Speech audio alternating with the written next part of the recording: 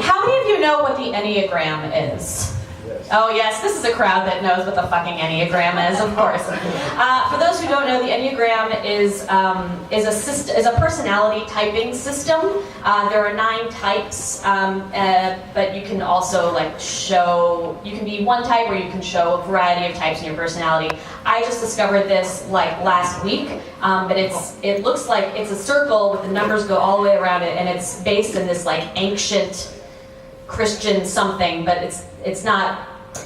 I like it as a personality type test because it talks about your heart and your spirit, as well as just your mind, which is important, and the Western world doesn't do it all. So in reading about my type, and I encourage you all to go take this free test, it's at Eclectic Energy's website, which sounds really whatever, but if you want to pay for the real one, it's $25, so fuck that. So anyway, I took this free test.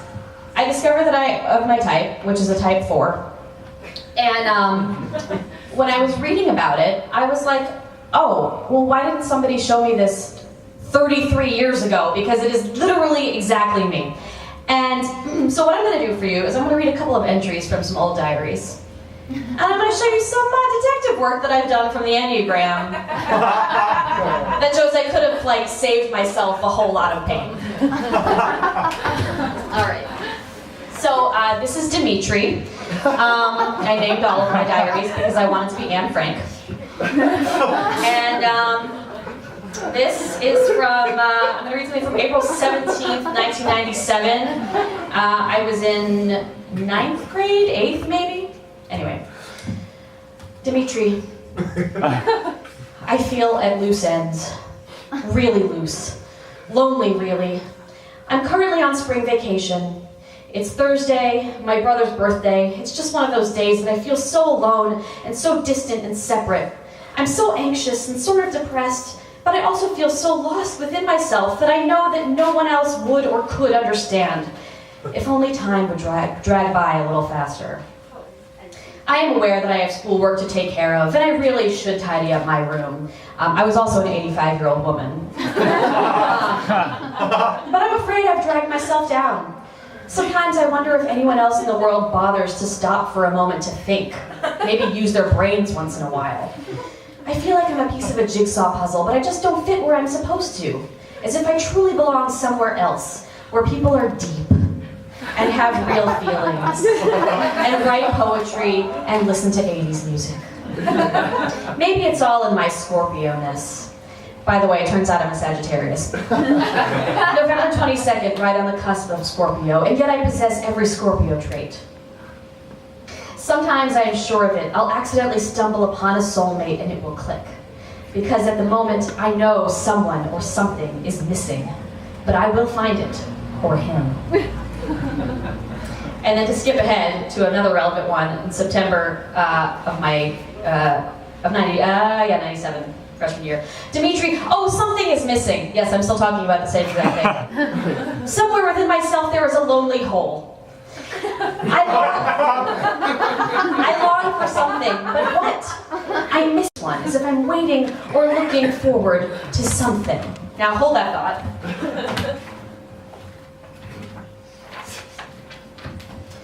Fours often report that they are missing something in themselves. Although they may have difficulty identifying exactly what that something is.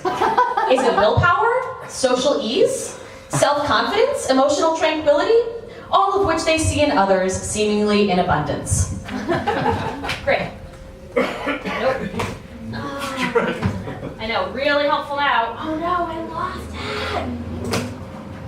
Oh no, there it is. Okay. Also from Dimitri.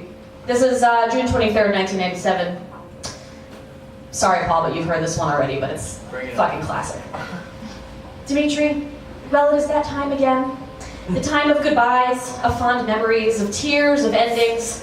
School ended Friday. At present, I don't very much miss it, but soon I know. Soon the awful, horrible, heart-shattering depression will bite me with its icy fangs. As it always does. I'm so used to it by now that it is almost comfortable. I'm currently listening to the radio. 93.7 WZMX is playing the top 10 songs of April 1982. And you know how I am about those 80s. But I am filibustering, just delaying what I really have to say. Well, I just saw my best friend's wedding with Julia Roberts. It was a good movie, I suppose, but very sad. And it reminded me of love. I know, you say it is childish of me, as I am merely 14. But really, and I have said this so continually, that is practically all I know. I grow so much more quickly, mentally and emotionally, than physically. In other words, although I am a freshman in high school and only 5 feet and a half inch tall, by the way, I'm 4'10", but I lied on my driver's license, I feel like I can already handle much more. I've already planned practically my entire future life. My apartment in Manhattan on West End Avenue, my career as either editor-in-chief of The New Yorker or a famous actress, my plan to go to expensive restaurants and nightclubs every Friday and Saturday night. I even believe I could love someone. Have a real relationship, not these silly, immature games my peers play, the ones they call going out. It is stupid, all of it. All they do is hang out. They call each other on the phone, big deal.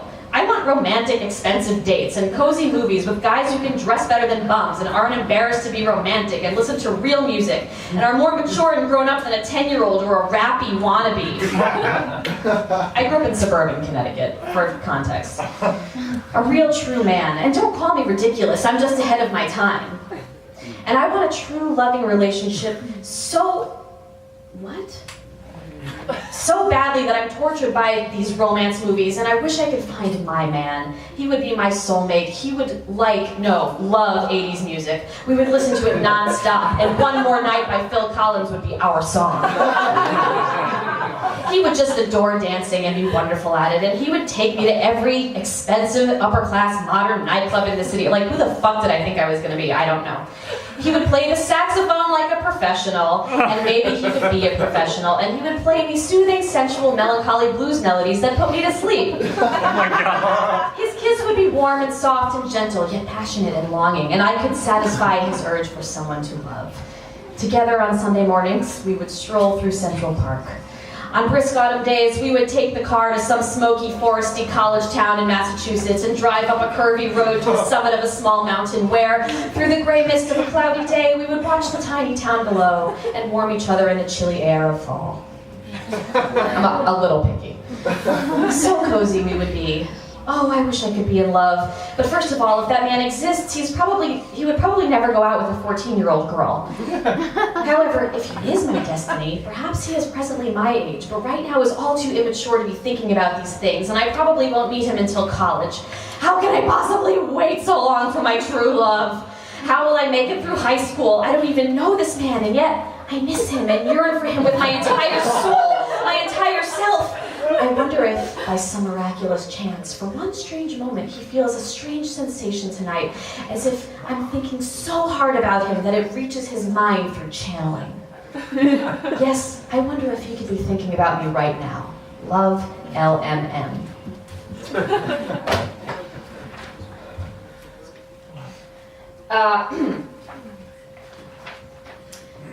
We have named this type the individualist because fours maintain their identity by seeing themselves as fundamentally different from others. Fours feel that they are unlike other human beings, and consequently that no one can understand them or love them adequately. They often see themselves as uniquely talented, possessing special, one-of-a-kind gifts, but also as uniquely disadvantaged or flawed, more than any other type. Fours are acutely aware of and focused on their personal differences and deficiencies. While it's true that fours often feel different from others, they do not really want to be alone. They may feel socially awkward or self-conscious, but they deeply wish to connect with people who understand them and their feelings. The romantics of the Enneagram. They long for someone to come into their lives and appreciate the secret self that they have privately nurtured and hidden from the world. Great, very useful. And finally, this is Satin 2. It was the follow-up to Satin 1. Satin 1 was so named because there was a pair of point shoes on the cover. This is from February 23rd, 1996. Dear Satin 2. I was recently reviewing entries in my previous volume of thoughts, Satin. The entries in it were beautiful, and I could hardly believe I had written them. Oh my God. And then I realized why the entries in this volume are so indescriptive and brief. I write them when I'm not in the mood to write. Sometimes when something important happens to me, I feel obliged to write, even though I don't feel like it. But from now on, I'm going to wait. Wait for the inner urge, the swirling, blossoming sensation calling to me from my soul, imploring me to let my feelings and thoughts and dreams tumble from my mind onto smooth white paper. Paper.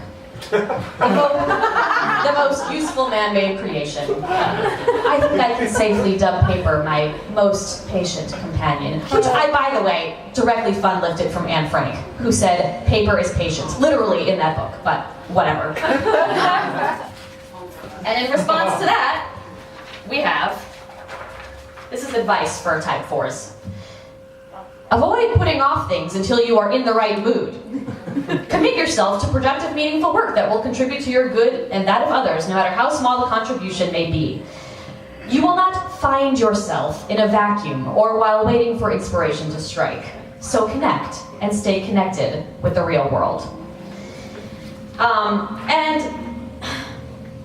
I thought it was pretty funny, given where I ended up, which is doing this comedy show where I'm basically being just completely shameless and just pushing right through the fear and letting it all hang out. And I think everybody should do that because I think it's a really healing activity.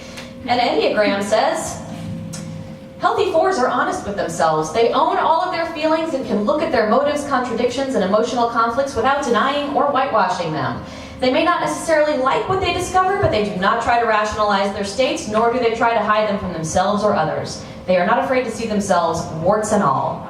Healthy 4s are willing to reveal highly personal and potentially shameful things about themselves because they are determined to understand the truth of their experience so that they can discover who they are and come to terms with their emotional history.